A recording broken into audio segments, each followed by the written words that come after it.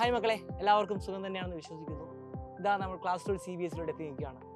പല കുട്ടികൾക്കും ക്ലാസ്സുകൾ ആരംഭിച്ചിട്ടുണ്ട്. നിങ്ങളെല്ലാം പഠിച്ച് ഫസ്റ്റ് ചാപ്റ്ററൊക്കെ പഠിച്ച് തുടങ്ങിയിട്ടുണ്ടെന്നൊക്കെ എനിക്കറിയാം. ഞാൻ നിങ്ങളോട് പറഞ്ഞു വന്നത് മറ്റൊന്നുമല്ല, നിങ്ങൾ തന്നെ ഒന്ന് ആലോചിച്ച് നോക്കുക. നമ്മുടെ ക്ലാസ് 11 ഫിസിക്സ് പോലെയാണോ നമ്മുടെ ക്ലാസ് 12 ഫിസിക്സ് എന്ന് പറയുന്നത്? എൻറ്റയർലി ഡിഫറൻ്റ് ആണ് അല്ലേ? നമ്മൾ ക്ലാസ് 11 നമ്മൾ പഠിച്ചത് എന്തായിരുന്നു? മെക്കാനിക്സ് ആണ് നമ്മൾ കൂടുതലായിട്ട് കോൺസെൻട്രേറ്റ് ചെയ്തത് അല്ലേ? ഒരു ബോഡിയുടെ മോഷനെ കുറിച്ചും റെസ്റ്റിനെ കുറിച്ചുള്ള പഠനമാണ് നമ്മൾ അവിടെ നടത്തിയെങ്കിൽ എൻറ്റയർലി ഡിഫറൻ്റ് ആയിട്ടാണ് നമ്മൾ ക്ലാസ് 12 ഫിസിക്സ് പഠിക്കാനായിട്ട് പോകുന്നത്.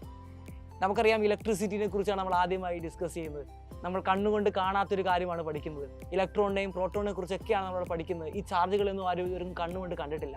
എന്നാൽ +1 നേരെ തിരിച്ചായിരുന്നു. ഒരു പ്രൊജക്റ്റൈൽ മോഷൻ എന്ന് പറയുമ്പോൾ നമുക്കത് വിഷ്വലൈസ് ചെയ്യാൻ സാധിക്കുന്നതാണ്. അപ്പോൾ കണ്ണുകൊണ്ട് കാണാത്തൊരു കാര്യത്തിനെയാണ് നമ്മുടെ ഇമാജിനേഷൻ വെച്ചിട്ടാണ് നമ്മൾ പഠിക്കാനായിട്ട് പോകുന്നത്. അതേപോലെ തന്നെ നിങ്ങൾക്കറിയാവുന്നതാണ്, പുതുതായി കുറേ കാര്യങ്ങൾ നിങ്ങളിവിടെ പഠിക്കുന്നുണ്ട്.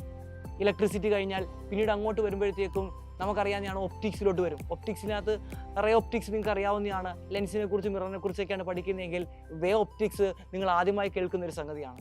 അതിനുശേഷം മുന്നോട്ടേക്ക് വരാൻ നേരത്ത് മോഡേൺ ഫിസിക്സിലോട്ട് പോകുന്നു.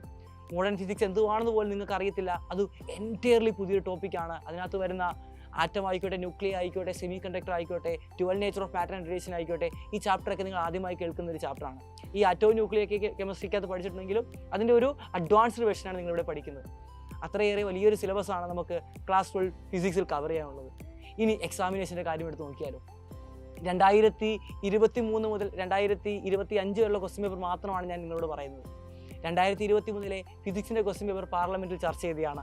അതിൻ്റെ അർത്ഥം അത്ര വലിയ ഒരു ഡിഫിക്കൽട്ടായിട്ടുള്ള എക്സാമിനേഷൻ ആയിരുന്നു ഫിസിക്സിൻ്റെ എക്സാമിനേഷൻ. 2024 അവസ്ഥ മറ്റൊന്നുമല്ലായിരുന്നു. അല്പം ഒരു കട്ടി കുറഞ്ഞെങ്കിലും എന്നാലും ആ എക്സാമിനേഷൻ പാടായിരുന്നു. 2025 ഈ വർഷം നിങ്ങളുടെ സീനിയേഴ്സിനോട് ചോദിച്ചാൽ മനസ്സിലാവും ക്ലാസ് 12 ഫിസിക്സിൻ്റെ എക്സാമിനേഷൻ എങ്ങനെ ഉണ്ടായിരുന്നു എന്ന്.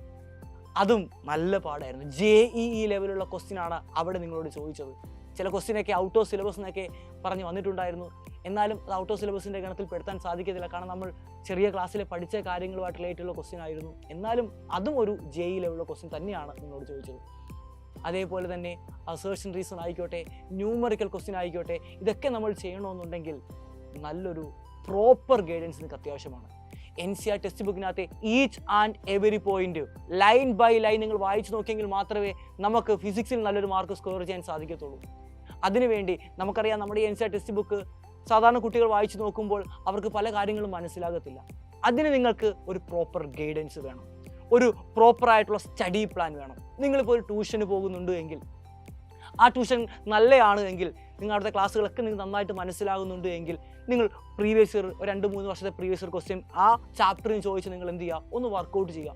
നിങ്ങൾക്കത് വർക്കൗട്ട് ചെയ്യാൻ പറ്റുന്നുണ്ടോ എന്ന് നിങ്ങൾ സ്വന്തമായി ഒന്ന് അനലൈസ് ചെയ്യുക. നിങ്ങൾക്കത് വർക്കൗട്ട് ചെയ്യാൻ പറ്റുന്നുണ്ടെങ്കിൽ ദാറ്റ് ഇസ് ബെറ്റർ, അത് കുഴപ്പമില്ല. ഇനി നിങ്ങൾക്കത് വർക്കൗട്ട് ചെയ്യാൻ സാധിക്കുന്നില്ല എങ്കിൽ നിങ്ങൾക്ക് അവിടെ എന്തെയോ സംഭവിച്ചിട്ടുണ്ട്, ആ ക്ലാസ്സിൽ എന്തെയോ പോരായ്മയുണ്ടെന്ന് നിങ്ങൾക്ക് മനസ്സിലാവും.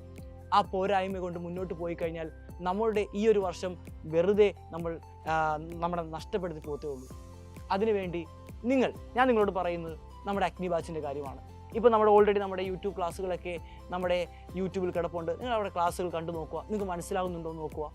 നിങ്ങൾക്ക് ഉറപ്പായും ട്രസ്റ്റ് ചെയ്ത് വരാൻ പറ്റുന്നൊരു ബാച്ചാണ് നമ്മുടെ അഗ്നി ബാച്ച് എന്ന് പറയുന്നത്. പ്രോപ്പറായിട്ടുള്ള ക്ലാസ്സുകളും പ്രോപ്പറായിട്ടുള്ള സ്റ്റഡി മെറ്റീരിയലും സ്റ്റഡി പ്ലാനും ഒക്കെ നമ്മളവിടെ എന്ത് ചെയ്യുന്നുണ്ട്, നിങ്ങൾക്ക് പ്രൊവൈഡ് ചെയ്യുന്നുണ്ട്. നമ്മളുടെ ഇൻസ്റ്റാ ലേൺ ആയിക്കോട്ടെ, അതേപോലെ തന്നെ മൈൻഡ് മാപ്പ് ആയിക്കോട്ടെ, പ്രീവിയസ് ഇയർ ക്വസ്റ്റ്യൻ ബണ്ടിലായിക്കോട്ടെ, ഇതൊക്കെ നിങ്ങൾക്ക് വളരെ ഉപകാരപ്രദമാകുന്നതാണ്. മാത്രമല്ല, നമ്മളുടെ സ്ലൈഡുകളെ കുറിച്ച് പറയുകയാണെങ്കിൽ, നിങ്ങളുടെ ഓരോ ടോപ്പിക് കഴിയുമ്പോഴും പ്രീവിയസ് ഇയർ ചോദിച്ച ക്വസ്റ്റ്യനും നമ്മൾ അനലൈസ് ചെയ്തിട്ട് അവിടെ നിന്ന് വരാൻ സാധ്യതയുള്ള മുഴുവൻ ക്വസ്റ്റ്യനും നമ്മൾ ഡീൽ ചെയ്താണ് മുന്നോട്ട് പോകുന്നത്. അതേപോലെ തന്നെ എക്സാമിനേഷൻ്റെ കാര്യം, മൊഡ്യൂൾ വൈസ് എക്സാമിനേഷനും ചാപ്റ്റർ വൈസ് എക്സാമിനേഷനും ടൈം വൈസ് എക്സാമിനേഷനും നമ്മൾ അവിടെ എന്ത് ചെയ്യുന്നുണ്ട്, കണ്ടക്ട് ചെയ്യുന്നുണ്ട്. ഫിസിക്സിൻ്റെ കാര്യം എടുത്തു കഴിഞ്ഞാൽ 14 ചാപ്റ്ററാണുള്ളത്. 14 ചാപ്റ്റർ വൈസ് എക്സാമിനേഷനും 4 മൊഡ്യൂൾ വൈസ് എക്സാമിനേഷനും അതേപോലെ തന്നെ 3 ടേം എക്സാമിനേഷനുമാണ് നിങ്ങൾ അറ്റൻഡ് ചെയ്യുന്നത്. ഇത്രയും എക്സാമിനേഷനൊക്കെ എഴുതി കഴിയുമ്പോൾ നിങ്ങൾക്ക് ഒരു കോൺഫിഡൻസ് കിട്ടും. നമ്മുടെ എക്സാമിനേഷൻ എഴുതാനുള്ള ഒരു കോൺഫിഡൻസ് നിങ്ങൾക്ക് അവിടെ കിട്ടുന്നതായിരിക്കും. അപ്പോൾ നിങ്ങൾക്ക് അഗ്നി ബാച്ചിൽ ജോയിൻ ചെയ്യാൻ താല്പര്യമുണ്ടെങ്കിൽ ഉടനെ തന്നെ ജോയിൻ ചെയ്യുക. ക്ലാസ്സുകളൊക്കെ സ്റ്റാർട്ട് ചെയ്തിട്ടുണ്ട്. ഒട്ടും സമയം കളയാതെ തന്നെ ഇപ്പോൾ തന്നെ നിങ്ങൾ ജോയിൻ ചെയ്യുക.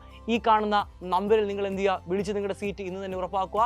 4,999 രൂപ മാത്രം മുടക്കിക്കൊണ്ട് ഈ ഒരു വർഷത്തെ കംപ്ലീറ്റ് സിലബസും ഞങ്ങളവിടെ കവർ ചെയ്യുന്നതായിരിക്കും.